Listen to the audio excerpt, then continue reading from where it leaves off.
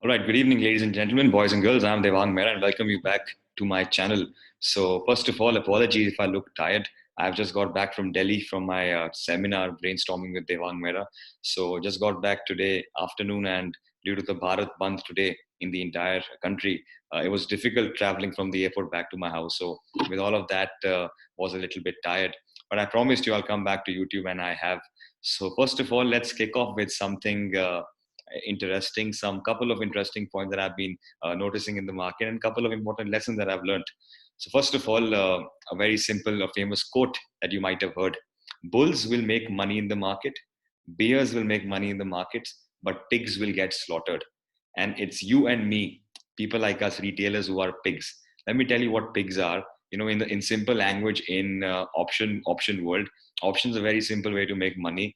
But a lot of new people, I know a lot of new people watch my videos, and a lot of new people out there, they want to do weekly options, OTM, ATM kind of contracts, and that's where their money goes down to zero. They go down to the drain. So we are people who are pigs when we do such contracts. So yes, you can make a lot of money if you know what you're doing, but if you don't know even a single percent what you're doing, things can go really, really fast down the drain against you. So just make sure you understand that. So don't be a pig in the market. You either be a bull or you either be a bear, but don't be a pig. And that's why if you noticed my Telegram channel today and a couple of days back, before I was in Delhi, you see, when I go short on the market, I go way in the money. And same time, when I go, I go really in the money when I even go long in the market, specifically for the same week expiry. So just make sure you remember that. Obviously, the farther away you go on the expiries, you could take, kind of ATM kind of contracts because time is on your side. But just remember these points. Secondly, just some observations that I've had. Last 1.5 months, I've been busy talking to people, talking to big executives, and just some things I feel which is very important to share to the entire public. Nifty Bank View, you guys have probably already watched somewhere on YouTube, but listen to these things that I've already accumulated from a different amount of places in the last couple of weeks. So, a lot of big investment banks, a lot of big broking houses. Let's take a random example. Let's say Goldman Sachs. Let us say, Devang Mehra, hypothetical example, wants to put in 100 crores in the equity markets at when the markets were at 17,000 or 17,200, 17,300. And, I choose Goldman Sachs as the one who are capable for doing that job. And I, approach Goldman Sachs and give them the money and I say, please manage my 100 crores. And, whenever you see good opportunities, put your money in the markets. And Goldman Sachs comes to me and they say, the markets are quite stretched, they're quite overvalued. So, what we'll do, maybe the markets can run up 5% from here, but let's not use that 5%. Let's wait for a good dip in the market, about a 7 or 10% dip. And that's the time when we'll accumulate our long-term picks, our long-term portfolio multi-baggers, or our golden portfolio, which is. And what eventually happened from 17,200 market kept on ravishing higher to 17,500. I become a little concerned. I come to Goldman Sachs and they say, maybe 2-3% move is left. Let's wait for that. Let's wait for the markets to cool off. Let's wait for the markets to consolidate. And then we can again, put in your money because you're a long-term investor. And I wait for a couple of more days and I go back to Goldman Sachs. Nifty's at 17,900. What do you do now? And what's really happening? I tell them, you know what? I think you guys are not capable of managing my money. So what I'm going to do is, if you aren't going to give me returns, I have a lot of huge cash piles sitting with you at 100 crores. If you're not going to do good at your job, I'm going to go to someone like CLSA. I'm going to someone like JP Morgan, Morgan Stanley, Credit Suisse, a couple of big names out there. And what happens? They get pressure because if I migrate to a different investment bank, what really happens is they lose a big chunk of commission that they earn on that. So are you just try to observe what you're seeing in the market? You see the markets going up fast and ravishingly, in a good pace. And the moment the market comes down, don't you all see a big boom coming up in the markets? What's basically happening? Imagine in the last couple of days, you got a good, 200-300 point dip in the market, 400 point dip in the market. To be precise, you got a good 450 point dip in the market. And it was on the back of, the Chinese steel meltdown, etc., the Evergrande, etc. And what really happened? What really happened? It got bought into ravishingly fast. And what's really happening? Because these investment banks sitting on huge chunks of cash, they know that if they don't put money right now, the clients are going to migrate, and that's exactly what's happening. Don't you see stocks like Bajaj Twins? Don't you see stocks like TCS or the IT companies in the last couple of days? Any dip that comes in, they bought into aggressively. So what I'm trying to say is, Any dip that is coming in the market is getting bought into very, very fast. And that is because you have to understand it's a bull market. Bull market gives you fast and furious corrections, but they're equally bought into fast and furious as well. So just keep that point in mind. And also don't forget the entire story I've told you in the starting, that people are sitting with huge stockpiles of cash, and any dips that are coming in, it's being bought into. You can easily see the stock specific action that is happening, and it's very, very clear in what is going on in the markets. With that being said, let us move a little bit into the technicals, as a little bit into the macroeconomical factors that are going in. First of all, we talked about the markets today. I gave you a couple of trade ideas. Himalaya was active on the Telegram channel of TFA. If you aren't there, please join. It's free of charge. You do get live market ideas or live market voice notes from us. So it's at TFA Investments. And both of us told you the levels of 825, approximately 800. They're very, very important. And I also told you that if markets take support around 825 approximate, you should execute long orders. And that's exactly what happened when the markets came to 825. They had a very big buying happening from 825 approximately to around 890, 900. So that's exactly what I'm talking about. Any selling coming in is getting bought into extensively strong. The other thing, if you have been watching my work for the last couple of months or years, I've always told you on my Telegram, on my YouTube, GAN Masterclass episode number 3, that never ever try to buy a Monday gap up. It's been very, very clear. If you haven't watched my GAN Masterclass, go head over to my YouTube channel, The Financial Analyst, and make sure you watch that. But try to understand, that's what GAN said all his life, that whenever the previous week closes with strong gains and Monday gives you a good gap up, never ever buy that. If you want to buy that gap up, make sure you first wait for a dip for the 2-3 hours, and then around 12 or 1 o'clock, or maybe the next morning, Tuesday, try to execute long orders. But don't do it on Monday, because that's a lot of public orders getting executed and people getting trapped. And that's exactly when we went short in the morning. You must have witnessed those voice notes. So just keep these points in mind, because they keep happening again and again. I don't want you to miss them out in the future. The channel that I have, it's not going to be about giving you trades. It's going to give you learnings, experiences. Try to absorb that and use it in your repertoire. The other thing I mentioned today was the volatility index.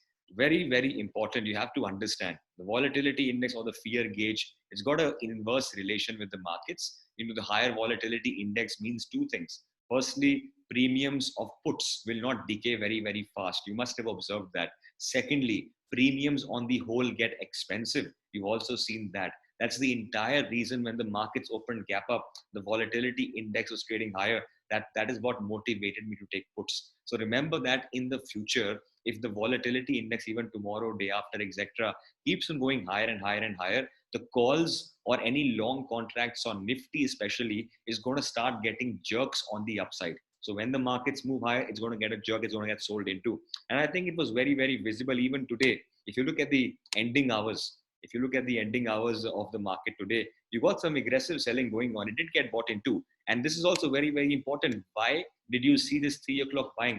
And I can tell you this with a good amount of experience, that whenever DIIs are buying good amount of quantity in the cash market, so for example, 1,000 crore plus orders coming in the cash market, DIIs, that is when you will always see a good 3 o'clock buying coming in. So today, FIIs have sold in the cash market for roughly about 500 crores, and DIIs have bought quite aggressively in the market. So it's been everything is in tandem, everything is in confusion. The other thing I want to talk about is the dollar index. You've heard me talk about the macroeconomic factors much more than I talk about Nifty, but I think it's important to understand what our markets are doing.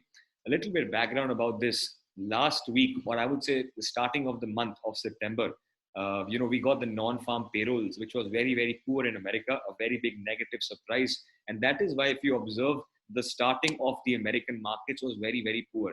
You can see from 1st of September, a big crash, I would say a big dip or a big correction came in the American markets on the back of non-farm payrolls not being up to the mark. The other thing was, last week on Thursday, the jobless claims data came out. And then after a month of good jobless numbers, less people getting unemployed, this time we got a negative surprise again. Jobless numbers have gone up. And that has started putting pressure on the dollar index. And you can see the dollar currency index, which is basically how strong is the dollar against six of the major traded currencies with the US. You can see how dollar is getting stronger and stronger and stronger. And the impact of this is you can see how metals have started to underperform. A couple of days back on Friday, it was down about 3%, if I'm not wrong. And that's all on the back of, number one, the dollar index, and number two, also the China steel and the global, I would say, steel, metals, commodities sell off that's going in. So just make sure you are also aware of these things. Uh, Dollar index, the dollar yields actually, the 10-year notes yields on the 10-year notes have today touched the highest level in the last couple of months, ever since July. Today they're around 1.48. So this is also a negative thing for India. I'm going to give you positives and negatives, and then we'll make a view out of them. So this is also a negative thing for India. The yields going up are going to push the dollar index going higher, and will create pressure on the Indian markets, will create FIS selling like you've seen today. The other thing is dollar index has been consolidating at the 93.5, approximate 94 zones for quite some time. So any breakout of the 94 zone is again going to put massive pressure on India. It's going to lead to a lot of money being transferred, taken out from the emerging markets and put into the treasury bills in America, thus strengthening the dollar, which is also again negative for metals. So just keep these points in your mind as you go forward. Missed you guys. I said I missed you guys, and I hope you missed these commentaries. Going forward, two things, three things. I'm very active on Instagram. A lot of times I won't be able to put up videos on YouTube because of the restrictions on the time that I have, a couple of days if I'm busy. So make sure you are on my Instagram. I'm going to put a link in the description below. It's Devang Mehra. So just follow me there if you want to be in touch with me. The other thing, if you want any advice, consultancy, or anything on professional matters, just email me at devang@devangmehra.com, or you can email my executive manager tanisha at devangmehra.com. Just a couple of things that you need to be aware of. Going forward, another demon that we have, inflation was one demon, but it's improving thanks to RBI. And the RBI, basically, because inflation is back in the band of 2 to 6%, RBI doesn't have to, increase the repo rates. But a lot of there's not unanimity now. In the last policy meeting, there was not unanimity on status quo. So I would say if inflation starts to go higher in the next couple of months, by the end of the year, the repo rate will be coming up a little bit, or by the first, second meeting in FY22. At the same time, the UK oil Brent crude has broken out. Again, try to understand we are net importers of crude from Iran, Iraq, etc. And crude oil going higher is again going to add to our fiscal deficit. It's not a good sign, good signal for the Indian markets. But again, the markets are evergreen. Markets are in a euphoria of their own. So I'm going to give you an opinion. First of all, crude going higher is not good under normal circumstances for India. So higher crude would put pressure on the Indian markets. American markets have come under some pressure, especially the tech stocks. Even the Indian tech stocks have fallen down about 3% today, approximately, and after a very, very good run up. So we'll see in the next couple of days how things can proceed. But even the American tech stocks and the S&P is in pressure. The global European markets are moving flattish to negative. That's another thing. Bitcoin is trading flat to down because of the dollar index getting stronger. They're compared their competitors. So you obviously understand that. Dow Jones is up 100 points. SGX Nifty 899 about 0.24% higher. So I'm not going to focus too much on that because everyone knows SGX Nifty parties in the night and wakes up with a hangover. Going towards Nifty, I won't take too much of your time. If I already have, I'm sorry about that. But let's talk about Nifty for a little bit. Try to understand. This is what Gann said. Gann talks about this all the time in his books if you read them religiously. And Gann said, the longer is the consolidation, the longer is the accumulation, the bigger will be the building erected on that. So for example, a good consolidation at 16,000 levels, a very big building erected. So for the markets to go higher, for the markets to break 18,000, they have to stop for a couple of days below 18,000 and then eventually move out. In the coming days, on Thursday, we do have the monthly expiry coming in. It's a very, very explosive event. And a lot of times, these kind of breakouts don't happen on or before the monthly expiry. And because a lot of open interest is on these numbers. So maybe if Nifty wants to break out 18,000, it's possible that it waits for the next couple of days, consolidates, moves sideways, and eventually in the first expiry of October generally could break out. The other thing you have to understand is, there's still no signal to go short. We did get some selling pressure today. We did close 100 points lower than our highs, lifetime highs, but still there is no signal to go short. Yes, America, etc., have some poor news floating in their markets, but India is still resilient. And a couple of big major stocks like HDFC Bank up about 2% today, Reliance up about 1.5% today. And with these guys trading in the deep green territory, it's very, very difficult for our markets to come down. Just keep that point in mind as well. 1 point on HDFC Bank is about 20 point on Bank Nifty, and it's just been fabulous. What's going on? Sector rotation. If I haven't talked about that right now, I think I should. And I mentioned about that on our Telegram as well. Look at IT stocks 2.5% down, about 3% down, and look at Bank Nifty about 1.5, 2% higher in the morning. That's called excessive sector rotation. And if IT continues lower, banks will go higher. And eventually, if Bank Nifty is in green, it's very difficult for Nifty to come in red. Also, remember that point. So I'm discussing the positives and the negatives. Just keep a hold of them. See, try to understand in Nifty. First of all, the VIX going up is again not something I like. The other thing is if I open a daily chart, there's still no signal to go short. I do see a good amount of accumulation happening at 17,400 levels. So if you talk about going short on a larger scale, going short on a bigger scale for a long period of time, I would say that would happen if the markets start to distribute or halt at this level and then they come down. That's a signal when you can, without being fearful, take a shot. That will show good distribution and the start of a good correction. But going forward, 17,500, 17,400, they are massive supports. And you can see there was a build up over here, breakout, retest, and again a movement of the upside.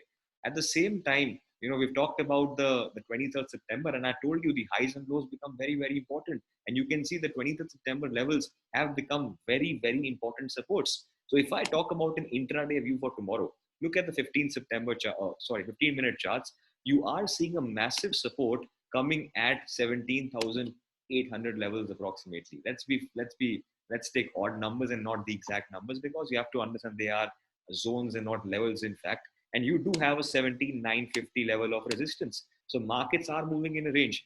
You can view it from two sides. And Gann talked about this as I said, a lot of times. He said that the biggest money is made when the markets consolidate, because you need volatility expansion, compression, and then again either volatility expand on the downside or on the upside. So it's very, very important which side Nifty breaks. Everyone who's a seller right now, anyone who's taken a put in the market or a short in the market, has to have a stop loss at 17,950. At the same time, anyone who's long for short term in the market has got to keep a stop at 17,800. So whichever side will be triggered will basically leave that party to cover, and that's going to leave a momentum in that direction. And I would say a good trade idea is building up on Nifty as I speak, whichever side it breaks. So it's very important where you open tomorrow. I would say any flattish to small gap up opening, it could lead to a sideways market. I would wait for a couple of 1 hour or so. If I don't see any momentum, I would say it would lead to a sideways market with the FIS selling. That is something which I don't enjoy. But so anything maybe somewhere over 17, 780, 790, it could lead to a flat sideways to a bullish market.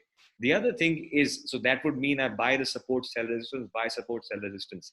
The other thing is the interesting trade idea would come up if the market basically opens with a smallish gap down, or if it opens basically, in this kind of territory. So if it opens in this kind of territory and in the first 1 hour or so it starts to move down, that could be a good trade idea that we can execute. We can take some short ideas on Nifty. We can take some short exposure on Nifty, because eventually then we don't have any concrete supports coming up. I do have a good level at 17,720. I feel this is a very, very strong level which I want to talk about. I think even my bigger chart super trend talks about that. 17,720. Yep, 17,720 for me is very, very important. So if the markets do come down, that's a place where they can again accumulate. That's a place where the big smart money can again try to come into the picture. So if tomorrow markets open on the gap downish side, and if they start to come down in the very first 1 hour or so, you can take a short exposure. 720 could be the first target. If that breaks, then approximately 672, etc. But again, as I said, our shorts have to be fast.